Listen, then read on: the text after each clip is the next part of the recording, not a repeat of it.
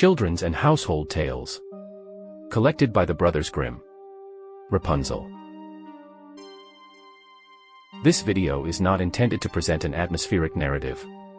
Rather, it is created for those who seek to read the original stories as they were published in 1812, faithfully translated from German. An interpretation is provided at the end for deeper insight. Once upon a time, there was a man and a woman who had long wished for a child but had never been able to have one. At last, the woman became pregnant. These people had a small window at the back of their house, from which they could see into the garden of a fairy. The garden was full of flowers and herbs of every kind, but no one dared to enter it. One day, the woman stood at the window and looked down into the garden. There she saw some beautiful rampion growing in a bed, a type of leafy plant also called Rapunzel, and she felt such a longing for it, knowing she could not have any, that she grew pale and weak. Her husband became frightened and asked what was wrong.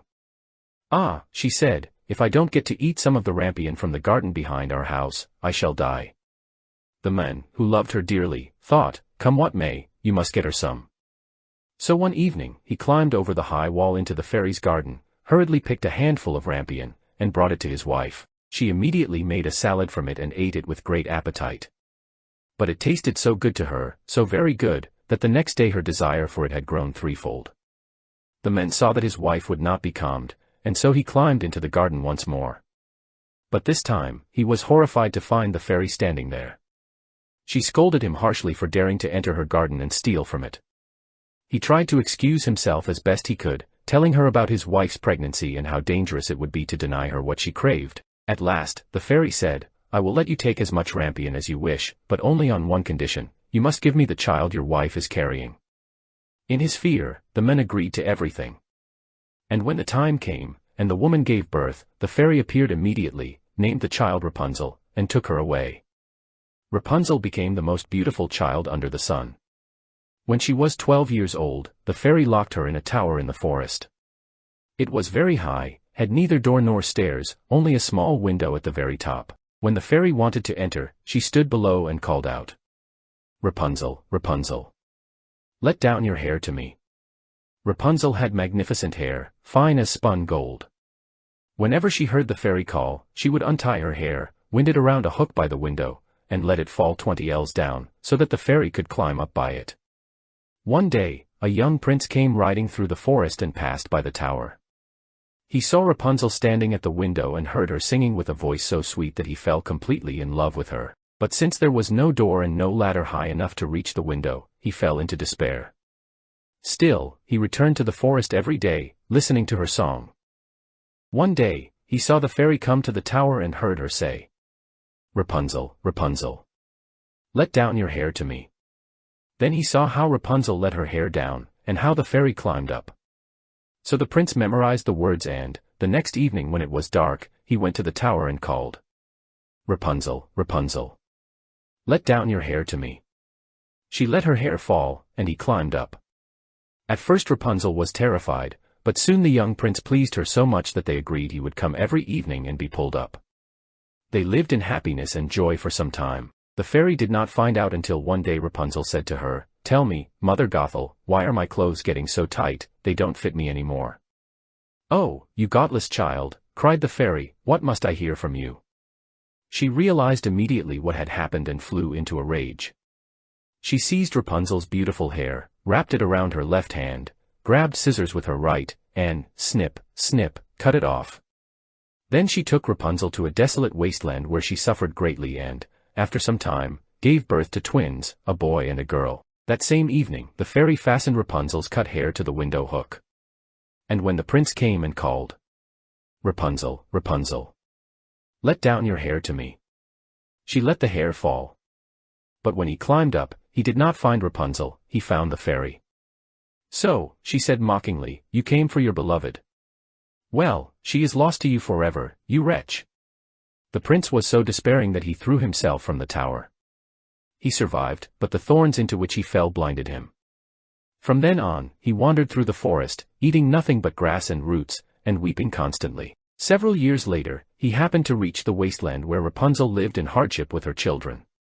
Her voice seemed familiar to him, and at the same moment, she recognized him and threw her arms around his neck. Two of her tears fell into his eyes, and they became clear again, he could see as before. A possible interpretation considering the time period. The Grimm brothers' Rapunzel is more than a tale of magical hair and romance, it reflects deep anxieties and social structures of early 19th century Europe, especially around female agency, parental authority, and moral transgression. The walled garden and female desire. The story begins with a pregnant woman longing for rampion in a forbidden garden. This garden, owned by a fairy, can be seen as a symbol of restricted desire and female craving, which, in the early 1800s, were considered dangerous if left unchecked. The craving leads to a transgression, her husband's theft, and ultimately to the loss of their child. This reflects the idea that female desire must be controlled, or it leads to punishment. Rapunzel as the passive captive. Rapunzel is taken by the fairy at birth and raised in isolation, locked in a tower with no door, no stairs, only a window. She is denied both freedom and education, a common fate for many young women of the time, who were expected to remain pure, obedient, and sheltered. Her beauty becomes both her value and her prison.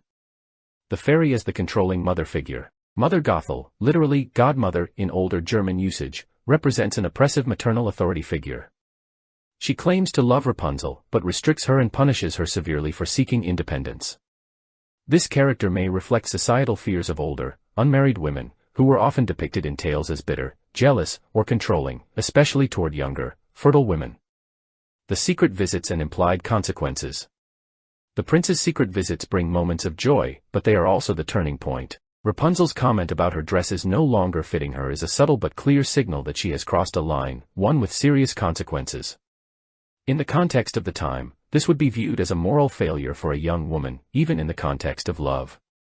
The punishment is swift, isolation in the wilderness. The prince's fall and redemption.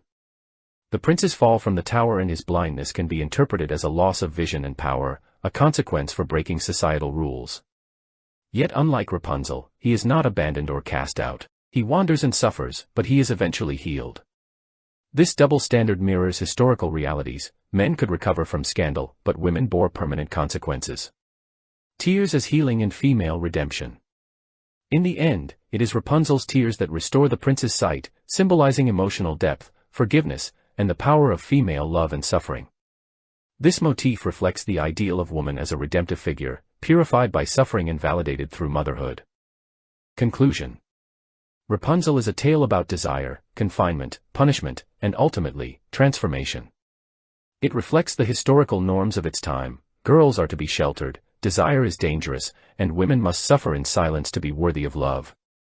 But it also hints at female resilience and the healing power of love, suggesting that even within oppression, there is a path to liberation.